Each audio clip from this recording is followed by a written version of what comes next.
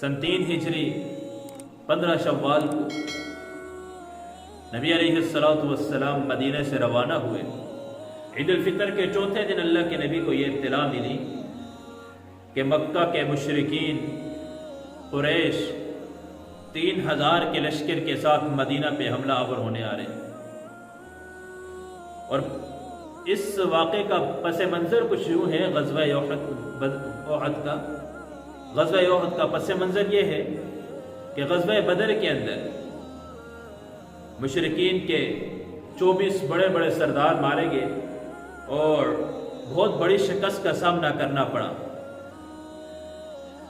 اب ان کے دل میں یہ بات تھی تو پورا سال ایک دوسرے کو لعن طعن کرتے رہے۔ کوئی ایک کو کہتے ہیں کہ تو اگر ایسا کرتا تو ایسا ہو جاتا، کوئی دوسرا کہتے ہیں تو ایسا کرتا تو ایسا ہو جاتا، یہ اس کو کہہ رہے ہیں وہ اس کو کہہ رہے ہیں، ایک دوسرے کو لعن طعن آپس سے یہ باتیں کرتے رہے۔ پورا سال یہ باتیں ہوتی رہی اور تیاری کے اندر رہے، اور یہ تیاری کر کے آئے، اور ایک ایک بڑی بڑی جتنی شخصیات تھی کہ نبی علیہ السلام کے بارے میں کہ ان کو بھی قتل کیا جائے گا، حمزہ کو قتل کریں گے، فلاں کو قتل کریں گے، بڑے بڑے جتنے بھی جلیل القدر صحابہ تھے ایک ایک کو نشانہ بنا کے آئے ہوئے تھے کہ ہم ان کو جا کے قتل کریں گے اور مدینہ کو بالکل بیابان بنا دیں گے، غیر آباد کر دیں گے، اس پہ بھی حملہ کریں گے۔ اب 15 شوال جمعے کے دن عصر کے بعد اللہ کے نبی یہاں سے روانہ ہوئے، صحابہ سے بلا کے پہلے مشورہ کیا کہ بتاؤ کہ باہر نکل کے مدینے سے باہر نکل کے جنگ کرنی چاہیے یا مدینے کے اندر رہ کے ہونا چاہیے؟ اب جو بدر میں شریک نہیں تھے ان کے دل میں تو بڑی تڑپ تھی کہ یہ کفار ایک بار ہمارے سامنے آ جائے تو ہم ان کو سیدھا کریں، ایک بار یہ ہمارا سامنا تو کر کے دیکھیں۔ اب اکثر صحابہ کی رائے تھی کہ ہم مدینے سے باہر جائیں گے اور باہر جا کے ان سے مقابلہ کریں گے، مدینہ تو ہمارا گھر ہے، ہمارا شہر، ہمارے گھر کے اندر آ کے وہ ہم پہ حملہ کریں، یہ ہم برداشت نہیں کریں گے، ہم باہر نکلیں گے۔ نبی علیہ السلام نے ان صحابہ کے مشورے کے اوپر عمل کرتے ہوئے فیصلہ کر دیا کہ ٹھیک ہے مدینے سے باہر نکل کے حملہ کریں گے۔ اب کوئی تیاری بھی مکمل نہیں ہے، خاص تیاری بھی نہیں ہے، 2 گھوڑ سوار ہیں، تھوڑا سا لشکر ہے، 1000 کا لشکر ہے صحابہ کا، اور اس کے اندر بھی 300 منافقین ہے کہ جو عبداللہ بن ابی نے غداری کی کہ بالکل جس وقت جنگ شروع ہونے کے قریب تھی اور اتنے قریب ہو چکے تھے کفار کے کہ آمنے سامنے ایک دوسرے کو دکھائی دے رہے ہیں کہ وہاں سے عبداللہ بن ابی نے منافقین کا سردار تھا اس کا، اور اس نے 300 منافقوں کا ساتھ لے کے چلا گیا کہ میری رائے پہ عمل نہیں کیا، میری رائے تو یہ تھی کہ مدینے کے اندر رہ کے جہاد کیا جائے، مدینے میں رہ کے جنگ کی جائے، میری رائے پہ عمل نہ کرنے کی وجہ سے میں اپنے ساتھیوں کو واپس لے کے آتا ہوں۔ اور نبی علیہ السلام جب یہاں سے روانہ ہوئے، عصر کے وقت یہاں سے نکلے اور رات عشاء کے بعد ایک مقام پہ قیام کیا تو اللہ کے نبی نے ایک وزٹ کیا، چکر لگایا کہ لشکر کا معائنہ کیا جائے، دیکھا جائے کہ لشکر کی نوعیت کیا ہے۔ جا کے دیکھا کہ بیچ میں کچھ بچے بھی تھے جو اس لشکر کے اندر شریک تھے۔ عمر نہیں تھی لڑائی کی، لیکن شوق اور جذبہ اس قسم کا تھا کہ نبی علیہ السلام کے زمانے میں صحابہ کے بچوں کا شوق دیکھیں اور جذبہ دیکھیں۔ اللہ کے نبی نے جب دیکھا چند بچے جو عمر کے اعتبار سے چھوٹے ہیں، ان میں حضرت عبداللہ بن عمر رضی اللہ تعالیٰ عنہ بھی ہیں، زید بن ثابت بھی ہیں، اسامہ بن زید بھی، ابو سعید خدری بھی جو بعد میں بہت بڑے جلیل القدر محدثین میں ان کا شمار ہونے لگا۔ اللہ کے نبی نے جب ان کو روانہ کیا، اور 2 صحابی اور بھی تھے، ایک کی عمر 15 سال تھی لیکن تیر انداز بہت زبردست ہے، نشانہ ان کا بہت تیز تھا۔ اب نبی علیہ السلام نے جب اس کو اجازت دے دی کہ آپ شریک ہو سکتے ہو جنگ کے اندر، آپ جا سکتے ہو، تو دوسرے صحابی حضرت رافع رضی اللہ تعالیٰ عنہ کھڑے ہو گئے، یا رسول اللہ کہ یہ کیسے ہو سکتا ہے، آپ میرا اور اس کا مقابلہ کروائیں، میری اور اس کی آپس میں کشتی کروائیں، دیکھیں میں اس پہ غالب آ جاؤں گا، میں اس کو گرا دوں گا، اور آپ نے اس کو جانے کی اجازت دی اور مجھے آپ واپس بھیج رہے ہیں، ایسے نہیں ہو سکتا۔ یعنی یہ جوش اور یہ جذبہ تھا صحابہ کے بچوں کا، اس قسم کے جذبے کے ساتھ صحابہ اللہ کے راستے میں جہاد کرنے کے لیے جایا کرتے تھے، اپنی جان مال کس چیز کی پرواہ نہیں کرتے تھے، کہ بچوں کی یہ تربیت کی، بچوں کا یہ حال بنایا ہوا تھا، اور اس قسم کا شوق ان کے دل کے اندر۔ اللہ کے نبی نے بلایا لاؤ دونوں کو کشتی کرواتے ہیں۔ اب دونوں ان 2 بچوں کی جو 2 صحابی تھے، بچے تھے، آپس میں ان کی کشتی جس وقت کروائی تو علماء یہاں ایک بات نقل کرتے ہیں سمجھانے کے طور پہ کہ وہ جو ایک کو تو اجازت ملی ہوئی تھی، وہ جو دوسرے صحابی تھے اس نے اس کے کان میں کہا ہوگا یار تجھے تو اجازت مل چکی ہے، تو خود اپنے آپ کو گرا دے، مجھے اپنے اوپر قابو پا دے، میں بھی اللہ کے راستے میں چلا جاؤں گا، میں بھی کفار کے مقابلے میں جا کے لڑائی کروں گا، مجھے بھی کچھ مقام اور کچھ شہادت کا مرتبہ یا غازی ہونے کا شرف حاصل ہو جائے گا۔ خیر جب مقابلہ ہوا، جو تیر انداز تھے جن کو اجازت ملی ہوئی تھی وہ نیچے اور دوسرا اوپر، اللہ کے نبی نے اس کو بھی اجازت دے دی۔ یعنی اس قسم کا جذبہ آج ہمارے بچوں کا کیا حال ہے؟ ہم اپنے بچوں کے اندر دیکھیں ہمارے بچوں کے اندر کیا چیز پیدا کی جا رہی ہے۔ آج تو میڈیا نے اور اس قسم کی فحاشی چیزیں دیکھ دیکھ کے ہمارے بچے دنیاوی اور ان چیزوں کی طرف مائل ہو رہے ہیں، حالانکہ صحابہ نے ان کو واقعات اور غصبے وہ دکھا کے نبی علیہ السلام کی محبت ان کے دل میں اتنی ڈالی ہوئی تھی کہ کوئی صحابی اور ان کی کوئی بیٹا، کوئی بھی اولاد یہ برداشت نہیں کر سکتی تھی کہ اللہ کے نبی کو ایک آنچ بھی آئے، اللہ کے نبی کے اوپر انگلی بھی اٹھے۔ اور ہمارے بچے، ہمارے نوجوان صرف ایک اپنی خواہشات اور ایک اپنی مرضی کے اوپر چلنے کے لیے اللہ کے نبی کی سنتوں کو بھی ذبح کر رہے ہیں، نبی علیہ السلام کے طریقوں کو ذبح کر رہے ہیں، کسی چیز کی پرواہ نہیں کرتے، کسی چیز کا وہ خیال نہیں رکھتے۔ میرے عزیز بھائی اور دوستو، اپنی اولاد کی تربیت کریں، صحابہ کے واقعات سنا کے ان کو سنائیں، خالد بن ولید رضی اللہ تعالیٰ عنہ کیسی شخصیت گزری ہے، حضرت عمر رضی اللہ تعالیٰ عنہ کیسی شخصیت گزری ہے، ابوبکر صدیق رضی اللہ تعالیٰ عنہ کیسی شخصیت گزری ہے، صحابہ کے فضائل اعمال، فضائل صدقات اٹھا کے، حیات الصحابہ اٹھا کے ان کو سنائیں کہ صحابہ کی زندگی کیسی تھی۔ آج بچے اگر رات کو بیٹا باپ کو کہہ رہے ہیں کہ ابا جان مجھے کوئی کہانی سنائیں، تو باپ بھی اور ماں بھی فخر کے ساتھ کتے اور بلی کی کہانیاں ان کو سنائیں گے، شیر کی کہانیاں ان کو سنائیں گے، فلاں کتے، اپنے سے بنائی ہوئی کہانیاں۔ یہ نہیں ہے کہ صحابہ کے واقعہ خود بھی پڑھیں اور اپنی اولاد کو بھی پڑھائیں،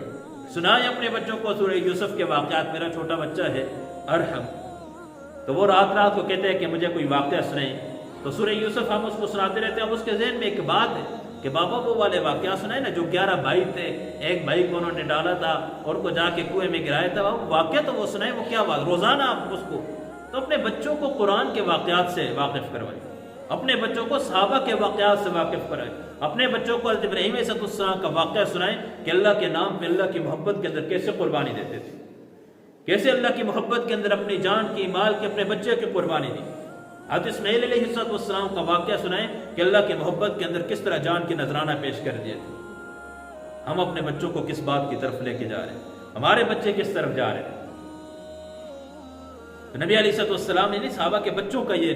جوش اور یہ جذبہ بنا ہوا تھا کہ اللہ کے نام پہ اور اللہ کے راستے میں جانے کا، اللہ کے نام پہ قربانی دینے کا۔ اب دونوں کی کشتی ہوئی اور ایک جیت کے، ایک کو تو اجازت ملی، دوسرا بھی جیت گیا، دونوں اللہ کے راستے میں چلے گئے۔ اب یہاں 1000 کا لشکر صحابہ کا جا رہا ہے، اور بالکل جس وقت آمنے سامنے ہوئے تو عبداللہ بن ابی منافقین کا سردار تھا، اس نے اللہ کے نبی کو بڑے دکھ دیے، بہت سی تکلیفیں اس نے دی۔ منافقت بہت بری چیز ہے، اللہ کے نبی کو طرح طرح سے اس نے تکلیفیں دی، لیکن قربان جائے نبی علیہ السلام کی محبت میں، اللہ کے نبی کی جانثاری کے اوپر، نبی علیہ السلام کی محبت کے اوپر، اور امت کے بارے میں درد اور غم کے اوپر کہ اللہ کے نبی اپنی امت کے بارے میں کتنے بے چین تھے کہ وہ منافق جب دنیا سے گئے تو اللہ کے نبی اس کا جنازہ پڑھانے بھی آگے ہو رہے تھے۔ صحابہ نے پکڑا، یا رسول منافق ہے، منافق ہے، کہے تو امت ہے۔ شاید اس وجہ سے اللہ نے قرآن کی آیتیں نازل کی، ایک نہیں 70 مرتبہ بھی اگر آپ جنازہ پڑھائیں گے بخشش نہیں ہوگی۔ تو نبی علیہ السلام نے کہا اگر اللہ وعدے کے 70 سے زیادہ تو میں 70 سے زیادہ مرتبہ اس کا جنازہ پڑھانے کے لیے تیار ہوں۔ وہ عبداللہ بن ابی، اس نے موقع بموقع کوئی موقع خالی نہیں ہونے دیا۔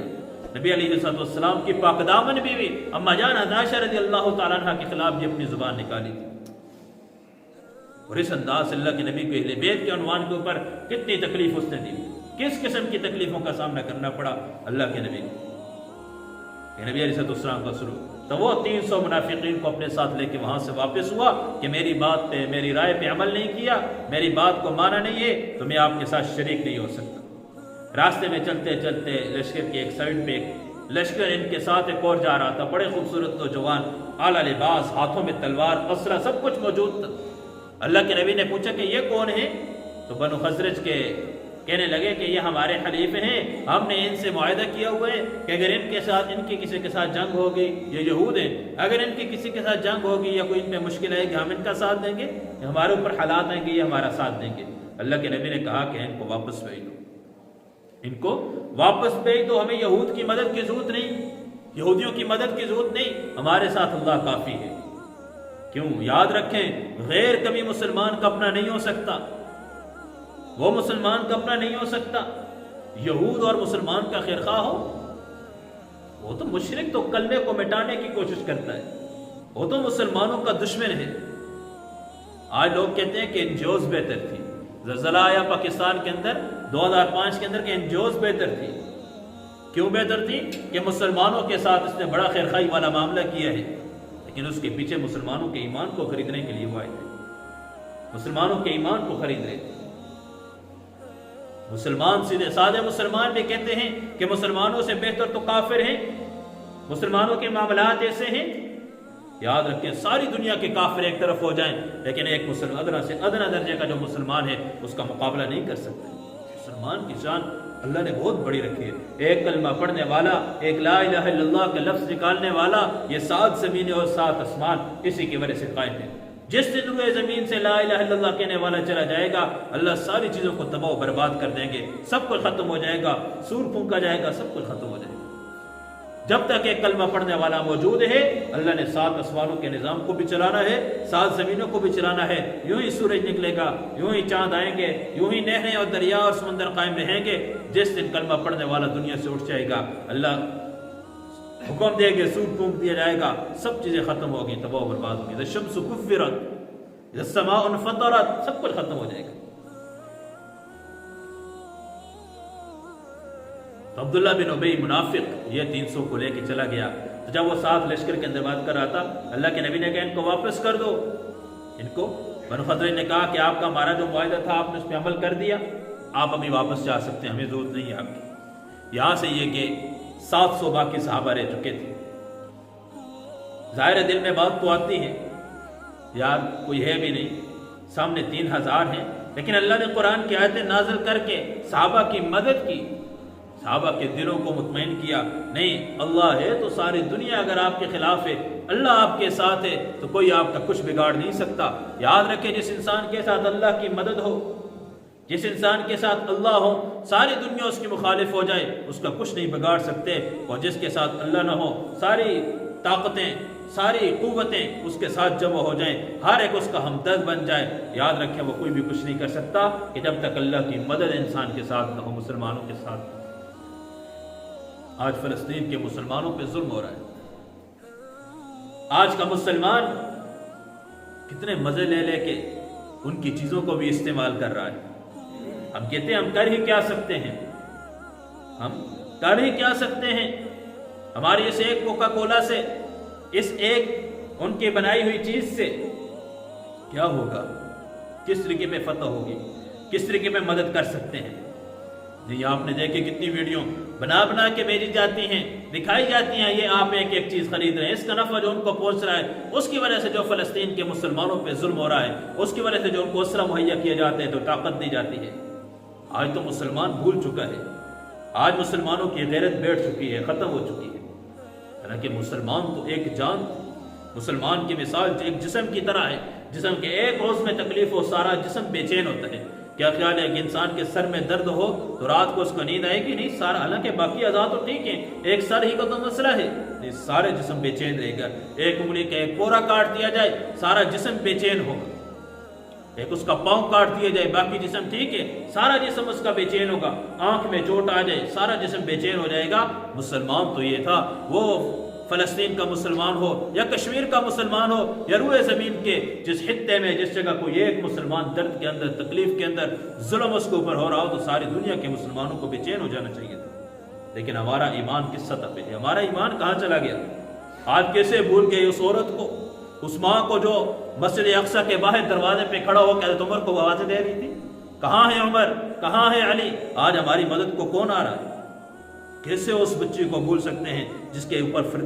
فوج اسرائیل کے فوجی شراب کی بوتلیں خالی کر رہے ہیں، کہ ایک ایک چھوٹے چھوٹے بچے پہ ظلم کیا جا رہا ہے۔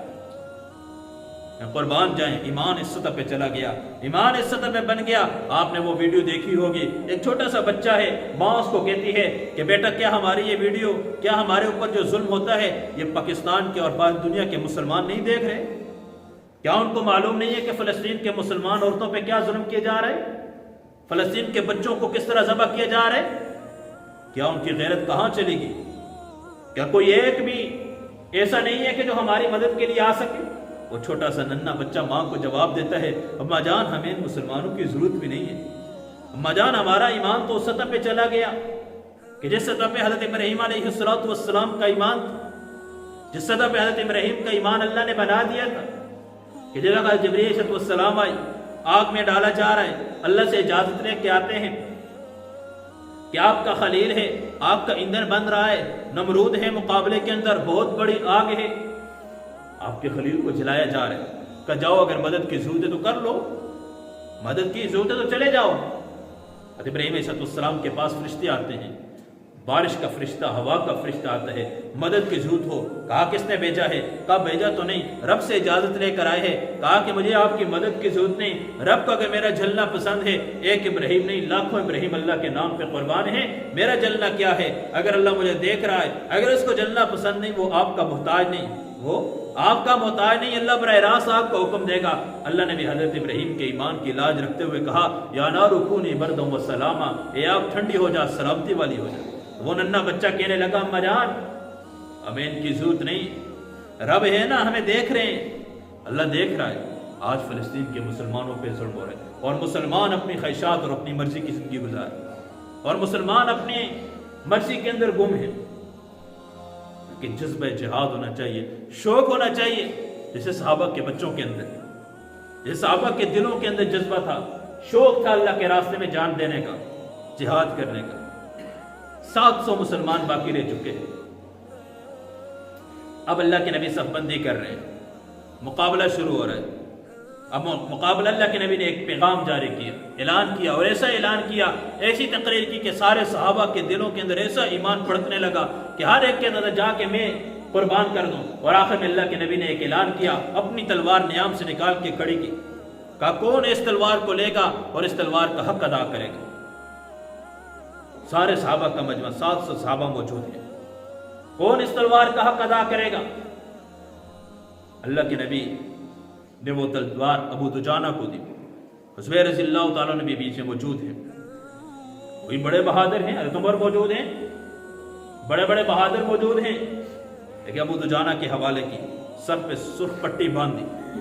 ہاں، پھر ابو دجانہ نے اس تلوار کا حق ادا کر کے دکھایا۔ عبداللہ بن زبیر کہتے ہیں کہ میں بھی تھا، حق تو میرا بھی بنتا تھا کہ تلوار میرے حوالے کر دیں۔ 3 صحابہ کھڑے ہو گئے تھے نا، جب سب پہلے شروع میں کھڑے ہو گئے، جب کا حق کون ادا کرے گا، سارے بیٹھ کے، 3 کے علاوہ 3 صحابہ کھڑے ہو گئے تھے، ابو دجانہ، عبداللہ بن زبیر، عمر رضی اللہ تعالیٰ عنہ، بڑے بڑے صحابہ، تینوں بہت بڑے صحابہ ہیں، بڑی شان والے، بڑی طاقت والے ہیں، ہم اس کا حق ادا کریں گے۔ اللہ کے نبی نے حضرت عمر کو بھی نہیں دی، عبداللہ بن زبیر کو بھی نہیں دی، ابو دجانہ کے ہاتھ میں پکڑا، وہ سرخ پٹی باندھ کے نکلے۔ عبداللہ بن زبیر کہتے ہیں دل میں ہوتی ہے، انسان کے دل میں بات آتی ہے، میں کسی سے کم تھا، میں بھی تو جان دینے کے لیے آیا تھا، میں بھی تو 1000 کے مقابلے میں جانے والا تھا، مجھے کیوں تلوار نہ دی؟ میں تو رشتہ دار بھی تھا، میرا تو مقام بھی تھا، رشتہ داری اعتبار سے میری نسبت بنتی تھی۔ کتنے آگے آگے ابو دجانہ، پوری جنگ کے اندر میرا بس فوکس جو تھا وہ ابو دجانہ کی تلوار پہ تھا کہ اللہ کے نبی نے تلوار اس کو دی ہے اور اس کو کہا ہے حق ادا کرنا، اور ابو دجانہ نے بھی حق ادا کر کے دکھا دیا، بتا دیا ہاں نبی کی تلوار ہے، حق ادا کر کے دکھاؤں گا۔ 3000 کے لشکر کو چیر کے پار نکلے، جس وقت کوئی سامنے کھڑا نہیں ہو سکتا تھا، پیچھے پیچھے عبداللہ بن زبیر بھی جا رہے ہیں، دیکھتے جا رہے ہیں۔ جب سامنے نکلے، آگے عورتوں کا مجمع ہے، عورتیں ہی عورتیں، کفار ساتھ عورتیں بھی لے کر آئے تھے۔ جہاں مسلمانوں کو پھسلانے کی باری آتی ہے، وہاں کفار اپنا ہتھیار، جو سب سے بڑا ہتھیار استعمال کرتے ہیں، وہ عورتوں کو استعمال کرتے ہیں۔ آج نوجوان کیوں پھسلی جا رہی ہے؟ آج نوجوان کیوں دین سے ہٹتے جا رہے ہیں؟ آج سوشل میڈیا کے اوپر کیوں نوجوان، کس وجہ سے؟ آپ دیکھیں نا، جتنی غلط ویڈیو ہے، جس قسم کی بھی حیائی ہے، سب سے زیادہ دیکھنے والے اس کی ہوں گے، سب سے زیادہ چاہنے والے اس کو ہوں گے، اکثر نوجوان۔ وہ عورت کا ہتھیار، عورت کو استعمال کرتے تھے، تو وہ اپنے ساتھ عورتوں کو لے کر آئے، نوجوان عورتوں کو، تو وہ گانا گا رہی تھی، اور اپنے جتنے فوجی تھے، جتنے نوجوان تھے، ان کو ابھار رہی تھی۔ وہ کیا ابھار رہی تھی، کیا کہہ رہی تھی؟ کہ اگر تم آگے بڑھو گے، مسلمانوں پہ حملہ کرو گے، ہم آپ کو اپنے سینے سے لگائیں گے، ہم آپ کو اپنے ساتھ بستروں میں لٹائیں گے، لیکن ہاں سن لو، اگر پیچھے ہٹے، بزدلی والا معاملہ کیا، ہمارا تم سے کوئی تعلق نہیں، دیکھنا تو دور کی بات تمہارے اوپر تھوکیں گی بھی نہیں، اس طرح ابھار کے۔ اور مسلمانوں کو اپنی طرف، صحابہ کا تو ایمان تھا، صحابہ کو تو ایمان تھی۔ ایک صحابی جیل میں جا رہے ہیں، ایک عورت کو تیار کر کے بھیجا جا رہا ہے،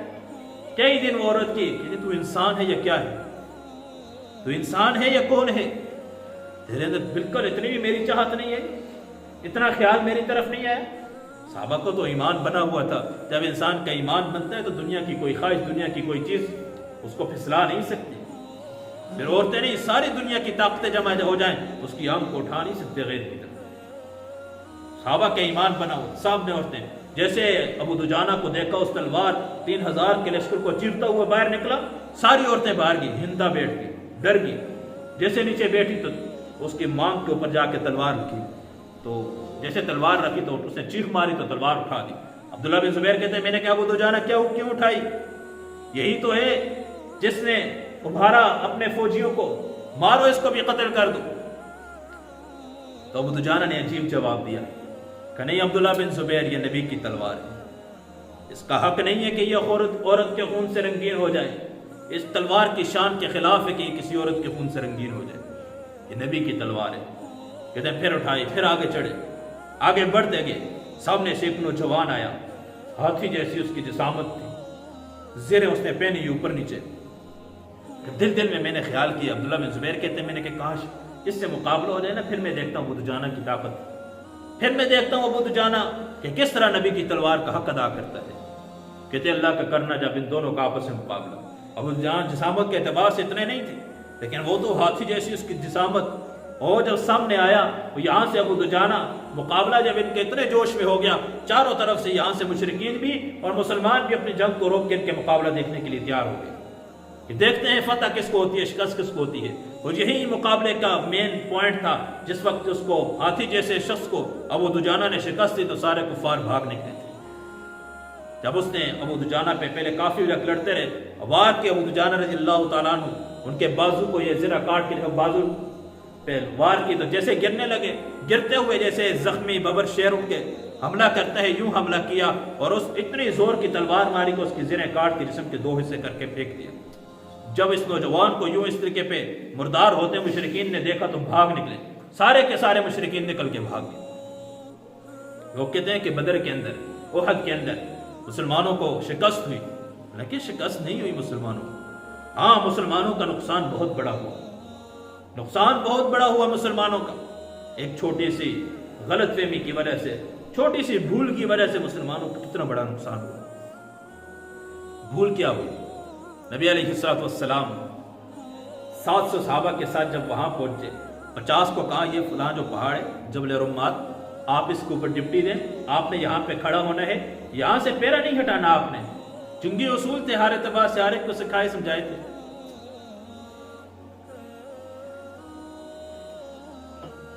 650 صحابہ اندر جنگ کر رہے ہیں، تھوڑی سی غلطی کی وجہ سے تھوڑا سا بھول ہوا اور نقصان کتنا بڑا اٹھانا پڑا۔ نقصان کیا اٹھانا پڑا کہ اس کے اندر شہید ہونے والے حضرت حمزہ رضی اللہ تعالیٰ عنہ جیسی شخصیات بھی شہید ہوئی۔ کتنا بڑا نقصان ہوا کہ ایک اللہ کے نبی کی بات کو تھوڑا سا نہ سمجھنے، حالانکہ جان کے صحابہ تو نبی کی جان پہ قربان دینے والے تھے، صحابہ تو نبی سے محبت اس حد تک کیا کرتے تھے کہ نبی علیہ السلام اگر ہاتھ دھوتے، وضو کرتے تو پانی کی قطرات کو نیچے گرنے نہیں دیتے تھے، اللہ کے نبی تھوکتے تو تھوک کو نیچے گرنے نہیں دیتے تھے۔ یوں اس سطح کی محبت، اور کیسے اللہ کے نبی کے حکم کی مخالفت ہو سکے؟ جو نبی کے ایک ایک حکم پہ اپنی جانیں قربان کر دیں، اپنے سارے گھرانے قربان کر دیں۔ سمجھے ایسے کہ جس وقت اس بڑے ہاتھی جیسے پہلوان کو مار دیا، کفار نے جب دیکھا یہ حالات تو یہ ہے، بکھرنے لگے، ادھر ادھر بھاگ گئے۔ اس وقت خالد بن ولید مسلمان نہیں ہوئے، جب بھاگے تو اس طرف سے جو 50 جبل رمات پہ کھڑے کیے تھے نبی علیہ السلام نے 50 صحابہ کو کہا تھا بس آپ نے یہاں کا پیرا دینا ہے، یہاں سے ذرا احتیاط کرنی ہے۔ اب وہ سمجھے کہ اب ہمارے کچھ صحابی ساتھی زخمی بھی ہو چکے ہیں، مال غنیمت بھی جمع کرنا، ان کی مدد اللہ کے نبی کے پاس لے کے جانی ہے، اس سے تو پاکیزہ مال تو کوئی ہے ہی نہیں جو جہاد کے اندر حاصل ہو۔ پھر ہمارے کچھ صحابی زخمی بھی ہو چکے، ان کو جا کے ان کی مدد مرہم پٹی کرنی، ان کو اٹھانی ہے، تو یہاں سے جاتے ہیں۔ لیکن جو ان کے امیر تھے انہوں نے کہا کہ دیکھیں اللہ کے نبی نے کہا تھا یہاں کھڑے ہوں، تو بس یہاں ہم نے کھڑا ہونے جب تک دوسرا حکم نہ آئے۔ کہا امیر المومنین ٹھیک ہے مانتے ہیں اللہ کے نبی نے ہمیں یہاں کھڑا کیا ہے، یہ نہیں کہا تھا ہمیشہ کے لیے کھڑے ہو جاؤ، جب تک جنگ تھی ختم ہو گئے، وہ بھاگ چکے ہیں، فتح ہمیں حاصل ہو چکی ہے، اب زخمی ہمارے بھائی پڑے ان کو جا کے کسی کو اٹھائیں گے، مال غنیمت جمع کریں گے، مال چھوڑ کے وہ بھاگ چکے ہیں، ہم جائیں اور جا کے ان کی مدد کریں، آپ کہتے ہیں یہیں کھڑے ہوں؟ کہا نہیں اللہ کے نبی کا حکم ہے تو اس کو اوپر عمل کریں۔ لیکن 40 صحابہ یہ سمجھے کہ اللہ کے نبی کا حکم صرف اس وقت تھا جب تک یہاں پہ جنگ جاری ہے، جنگ ختم ہوگی تو جاتے ہیں۔ اب یہ 40 صحابہ گئے اور 10 صحابہ وہیں، امیر بھی اور 7-9 صحابہ اور بھی وہاں کھڑے ہیں۔ اب ادھر خالد بن ولید جانے لگے اپنے لشکر کو لے کے، جس وقت وہ نگاہ پڑی اس پہاڑی کے اوپر، دیکھا وہاں تو کوئی نہیں ہے، خالی ہے، 10 آدمی کھڑے ہیں، وہاں سے دوبارہ پیچھے کی جانب سے حملہ کیا خالد بن ولید نے، اپنے لشکر کو لے کر آئے جیسے اس پہاڑی کے اوپر، اور جو وہاں 10 تھے ان کو بھی مار دیا، اور بیچ میں مسلمان پھنس گئے، اور دونوں طرف سے کفار آگے، بیچ میں مسلمان درمیان میں آگے، اب پتہ نہیں چل رہا کہ مسلمان کون ہے کافر کون ہے، اور بیچ میں اللہ کے نبی کے دندان مبارک بھی شہید کر دیے، اور اللہ کے نبی کی گال کے اندر کھول کے 2 کڑیاں چلی گئی، اور یہ مشہور مشرکین نے کر دیا کہ نبی علیہ السلام شہید ہو چکے ہیں۔ اب اس بات کو مشہور کیا تو مسلمانوں کی تو اور ہی حالت بگڑ گئی کہ ہمارے نبی شہید ہو چکے ہیں، اب کچھ سمجھ نہیں آ رہی کہ مسلمان کون کافر کون، ایک دوسرے کو مارنا شروع ہو گئے بیچ میں۔ تو اس وقت مسلمانوں کا ایک بہت بڑا نقصان ہوا، آپ اندازہ لگائیے کہ کتنا بڑا مسلمانوں کا نقصان ہوا، کس وجہ سے ہوا؟ تھوڑے سے حکم آگے پیچھے ہونے کی وجہ سے، حالانکہ جان کے بھی نہیں کیا، اور جو مسلمان نبی علیہ السلام کی سنت کو سنت سمجھ کے ذبح کر رہے ہیں، سنت کو سنت سمجھ کے چھوڑ رہے ہیں کہ فرض اور واجب تو نہیں، ان مسلمانوں کا کیا بنے گا جو نبی کے طریقوں کو ذبح کر رہے ہیں؟ اتنا بڑا نقصان کہ امیر المؤمنین حضرت حمزہ رضی اللہ تعالیٰ عنہ جیسی شخصیت بھی شہید ہو گئی۔ ان کی تو عجیب بہادری تھی، حمزہ اسد اللہ واسد